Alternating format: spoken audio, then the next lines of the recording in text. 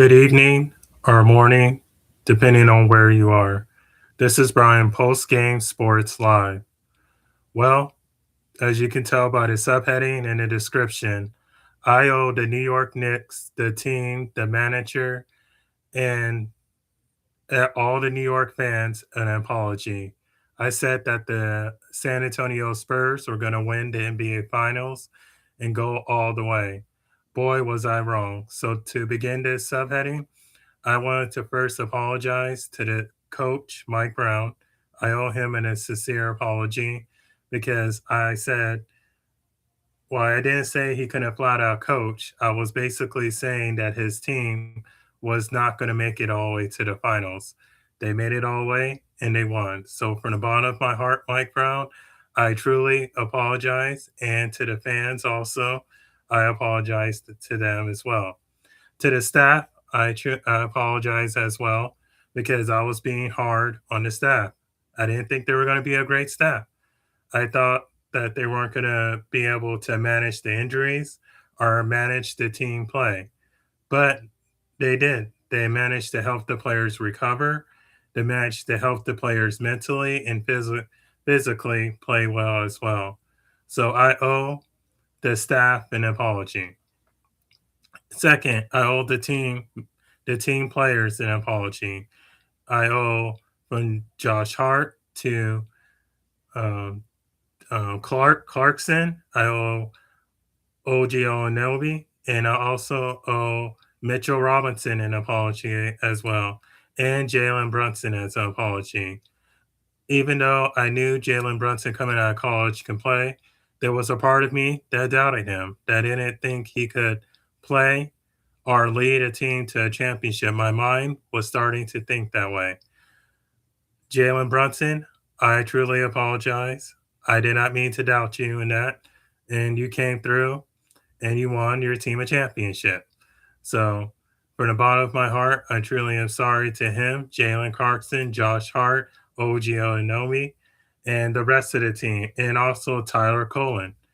Whoever thought a player coming out of college that was not ranked that high was going to contribute to a championship winning team? Boy, was I wrong in that regard because he played phenomenal. He played obsessional in that finals. And also the other one that was drafted, I can't remember his name, but he also played well in the championship as well. This goes to show that, as everyone was saying, that a 6'1" point guard could not lead a team to a championship. Well, Jalen Brunson completely erased that. He completely erased it. He goes to show that no matter your size, you can still lead a team to a championship, which is good because it gives hope for people under 6 feet or that are not drafted high as well. That, hey, just because you're not drafted high or that you're not tall enough does not mean that you cannot play basketball. He proved that. He proved everyone out there wrong. You talk about a guy that's been doubted his entire life. He won a championship in high school. He won two in college, and now he wins one at the NBA level. So he proved everyone wrong, including me, wrong. Now I'm sitting up here. I made a complete fool of myself, not choosing the New York Knicks. But congratulations to them. They haven't won a championship since 1973. They won it just last week, so they erased it that doubt. They erased the doubts in people. But now that they have won the NBA championship, there are still going to be people that are still going to doubt Jalen Brunson. They're still going to make their claimers that even if he won the championship, that it still doesn't. They're going to say it still doesn't prove anything. Well, in my book, I'm not going to doubt Jalen Brunson again. At least I'm going to try my best not to doubt him again. But if anything that taught me is that a 6'3" point guard can lead an NBA team to a championship even if he wasn't ranked really high. But it also goes to show how together they were as a team. They worked together.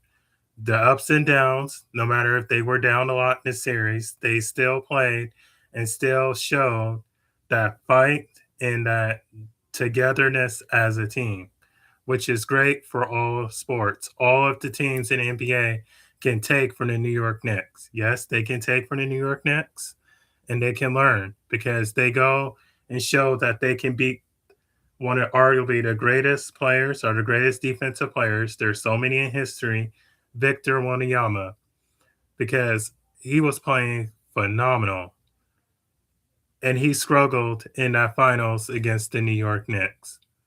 So who knows next year how the Spurs are going to look, how their coaching staff is going to be, how the players are going to be. But Victor Wanyama is going to be motivated. I'm not going to make some big, bold prediction, but he's going to be even more.